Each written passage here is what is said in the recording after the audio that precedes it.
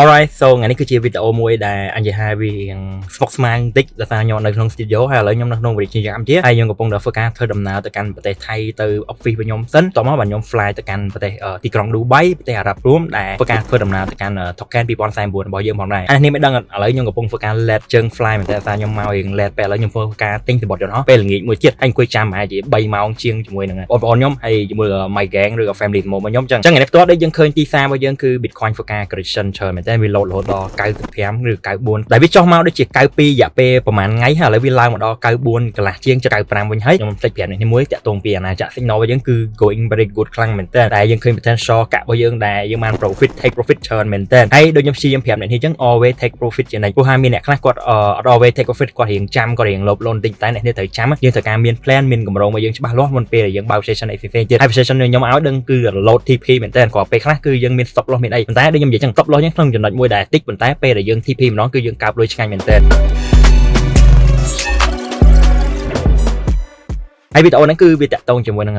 អញនិយាយថា Binance Airdrop ថ្មីឬក៏កាក់ free money របស់យើងពីធ្លាក់លើមេទៀតហើយគឺកាក់សាញផងដែរនិយាយថាកាក់សាញហ្នឹងគឺពីមុនមានឈ្មោះថា Ethereum សាញតាំងពីឆ្នាំ2021ដោយបច្ចុប្បន្នគឺអញនិយាយថា2025ឥឡូវគឺដូរឈ្មោះទៅជាសាញវិញហើយកាក់ហ្នឹងគឺបានធ្វើការឲ្យ Airdrop ទៅកាន់អ្នកដែលគាត់បានធ្វើការ staking BNB ឬក៏អញនិយាយថា hold BNB ឬក៏ដាក់ staking lock ច្រើនមែនតើនៅក្នុង Binance Exchange អញ្ចឹងដូចខ្ញុំនិយាយអញ្ចឹងអ្នកដាក់កាន់តែយូរអ្នកនេះបានកាក់កាន់តែច្រើនចំពោះកាក់សាញគេបាននិយាយថាគេនឹង bring តាក់ទងពី Trust to Trustless Network ហើយគេក៏ជាអញនិយាយថា blockchain ដែល trustless ហើយសាញគឺជារបៀបមួយដែលគេ connect តាក់ទងជាមួយនឹង extension តាក់ទងជាមួយនឹង web និយាយថាអនាគតទៅគឺយើងអាចធ្វើការ log in sign in និយាយទៅដូចពេលដែលយើង log in ជាមួយនឹង Facebook ដែរអីចឹងតែវាមានភាពងាយស្រួលមែនតើដែលវាអញនិយាយថាវាជា វាចាប់ទុកជា passport របស់យើងឬក៏ identity ឬក៏អញនិយាយថា web3 identity របស់យើងផ្ទាល់ផងដែរនិយាយទៅវាងាយស្រួលមែនតើហើយវាក៏ជាលក្ខណៈដូចអញនិយាយថា Omi chain ដែលវាអញនិយាយថា potential របស់វាគឺ in progress អញនិយាយថាថ្ងៃអនាគតគឺវាអាច cross border បានឬក៏គ្រប់ blockchain ទាំងអស់អាចធ្វើការ connect ជាមួយវាបានហើយ token របស់វាឥឡូវគឺបានធ្វើការចែកជូនអ្នកដែលគាត់ធ្វើការ stake BNB នៅលើ exchange Binance ផ្ទាល់ផងដែរអញ្ចឹងដូចខ្ញុំប្រាប់បងប្អូនចឹងគឺ Binance គឺតែងតែឲ្យ airdrop ច្រើនមែនតើមួយខែហ្នឹងគឺ airdrop ចង់តិចក៏ចុះពី3កាបលុយ easy លុយ calculate ច្រើនខ្លាំងមែនតើអាណាចក្រ airdrop របស់យើងអាណាចក្រនិយាយទៅកាបលុយ